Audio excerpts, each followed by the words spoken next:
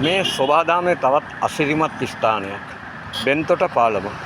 බෙන්තොට පාලම කිව්වම ඒකේ මූලිකත්වය නම් දකුණ සහ බස්නාහිර වෙන් කරන මායිම මේ පාලමේ තමයි පිහිටලා තියෙන්නේ. ඉතින් මම මේ මොහොතේ බෙන්තර ගඟ දෙසට මුලින්ම සජීවීකරණයකට ලක් කරනවා ලස්සන දසුණක්. ඒ දසුණත් එක්කම තවත් ලස්සන හදවතක් මෙතන තියෙනවා. මම දැන් ඔහුත් එක්ක දොඩමළු වෙන්න තමයි මේ හදන්නේ. සලාම් අලයිකුම්. ඉතින් කියන්න බලන්න වාගේ නම මොකද්ද? MHN රිස්වාන්. ඔව්. ඉතින් ඇත්තටම අපිට සන්තෝෂයි ඔයා රයිඩර් කෙනෙක්. නැවතත් අපි සජීවීකරණය පොඩ්ඩක් ගමු. මේ බලන්න ලස්සනම තැනක්. ඉතින් ඇත්තටම මට කිලෝමීටර් 3ක් විතර මම දැන් ඔයත් එක්ක ආවා. ඔයාගේ ගමන නවත්තලා ඔයා මාත් එක්ක ආවා. අද පුහුණුවීම් කරේ නැත්තේ ඇයි? ඇයි අද පුහුණුවීම් කරේ නැත්තේ? ප්‍රැක්ටිස් කරේ නැත්තේ? වැඩට යන්නේ නැහැ. වැඩට යනවා. වැඩට යනවා. අද පල්ලි දවස. පල්ලි යන වෙලාව නැහැ. වෙලා නැහැ නේද? හොඳයි. ඇත්තටම විශේෂත්වයේ තියෙන්නේ අපේ අතීතය තුල අපි බැලුවොතින් ගුවන් යානා පදවපු සරම පිටින් ගුවන් යානා පදවපු නියමුවෙක් හිටියා. ඉතින් මම අද මොහුව දැක්කේ සරම පිටින්. නමුත් ඔහු පහපැදිය හසුරවන විදිහට මට තේරුණා මම පහපැදියට හුරුකාරයෙක් කියලා. මම කතා කරා. ඉතින් මම නැවතත් ඔයගොල්ලන්ට හමුවේ මේ කතා කරන ඉතින් සිංහල ඌරුව ටිකක් අමාරුයි. ඔයාගේ වයස කීයද එතකොට? 45යි. පහපැදියට ඇවිල්ලා ගොඩක් කල්ද? කොච්චර කල්ද? මතකම් පස්සේ නෑ මං කියන්නේ පාපැදිය පදින්න අරගෙන කොච්චර කල්ද? අවුරුදු 20ක්. අවුරුදු 20ක් විතර පාපැදිය පදිනෝ. කොහෙද සාමාන්‍යයෙන් යන්නේ? මම ගාලි පස්සේ යන්නේ. ගාල්ල යනවා. ඔව්. තව කොරණ මතුගම. ආ කියන්නේ ලොකු රයිඩ් දානවා. ඔව්.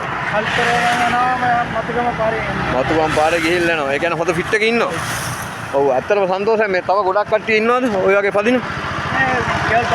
ගෙවල් පැත්තේ නෑ.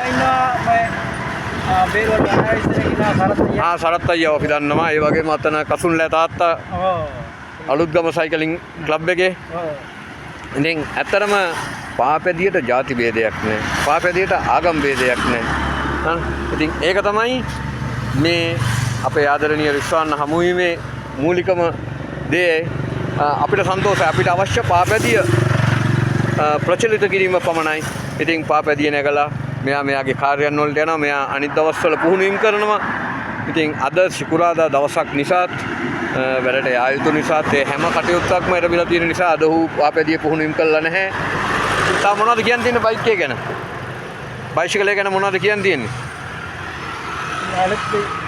ෆිට් එකේ ඉන්නෝ? ඔව් ෆිට් එකේ ඉන්නවා. ඒ කියන්නේ අසනීප මුකුත් නැහැ, බෙහෙත් බොන්නේ නැහැ. මොකුත් බොන්නේ නැහැ. සිගරට් කාරි බොන්නේ නැහැ. ඔව්. හොඳට ඉන්න නෑ. ඔව්. දුරට යන්න පුළුවන්. හොඳ දුරට යන්න පුළුවන්. ඒ කියන්නේ අසනීප මුකුත් නැහැ. දින මානසික නෑ. ඔන්න ලස්සනම දේ මහන්සි නෑ. ගාලු ගිහිල්ලා ආවත් මහන්සි නැහැලු. ගාලු ගිහිල්ලා එන්න කිලෝමීටර 130ක් තියෙනවා උන්ට.